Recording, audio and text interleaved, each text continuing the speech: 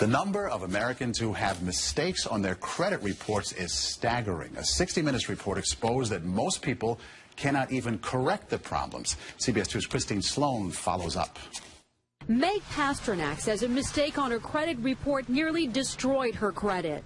We had to present so much documentation to say this wasn't ours, and then we still had to pay something to get rid of it. Pasternak says it took months to resolve the problem. You feel kind of helpless because they got you under the gun if you need to get a new car or a house or for anything. Pasternak is not alone in her frustration. A new government study finds up to 40 million Americans have mistakes on their credit reports. But an investigation by Steve Croft on 60 Minutes finds most people get nowhere trying to correct an error. Ohio's Attorney General tells Croft that is a clear violation of a federal law. The federal law says that if you believe that there is a mistake, you can go to them and they have an obligation to do a reasonable investigation.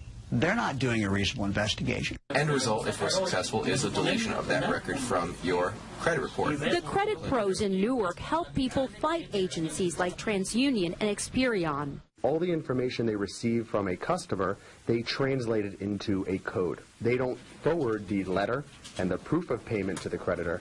They just forward the 3-digit code. So the best way to protect yourself? Go directly to the creditor rather than going to the credit bureau themselves. Another good habit to get into, check your credit report periodically to make sure there are no changes.